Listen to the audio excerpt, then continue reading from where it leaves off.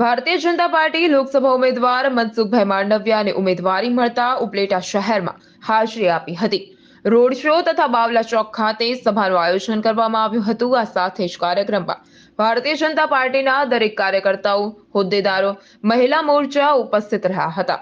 આ કાર્યક્રમની અંદર નાગનાથ ચોકથી બાઇક રેલી, આશરે 200 થી 250 મોટરસાયકલ રેલી કાઢવામાં આવી હતી।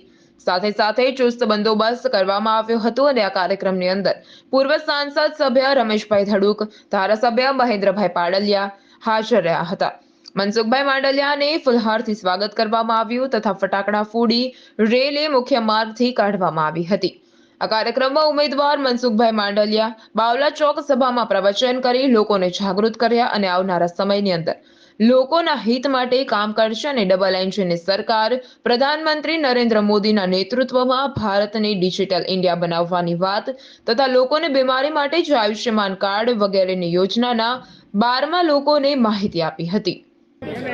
મનસુખભાઈ માંડવિયાની પસંદગી આ વિસ્તારમાં ઉમેદવાર તરીકે થઈ છે ત્યારે આજ રોજ ઉપલેટા મુકામે નાગનાથ ચોકમાં એનું ભવ્ય સ્વાગત થયું। બાઇક રેલી દ્વારા એની સાથે બાઇક 200 થી 300 બાઇકો રહ્યા, ફટાકડા ફોડ્યા, ડીજે વગાડ્યું અને લોકોમાં એટલો બધો હર્ષ અને આનંદની લાગણી હતી કે મનસુખભાઈને પણ એમ થયું કે ના સરસ, આ ગામને મારે હજી વિકાસને પંથે લઈ જવાનું છે। અમારા પૂર્વ સંસદ સભ્ય ધડુક સાહેબ અને એની સાથે કે અમે ડબલ મની સાથે રહી અને અમે બંને કામ કરશું અને એ તો કાયમી અવિરત રહેશે।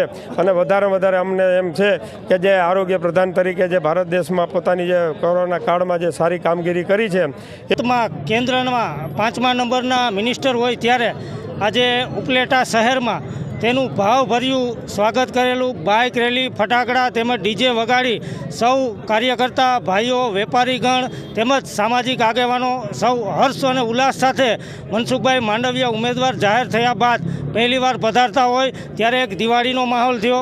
બીજા નંબરમાં મનસુખભાઈએ પોતાના રાજુ ચૌહાણ, મહાદેવ ન્યૂઝ, ઉપલેટા।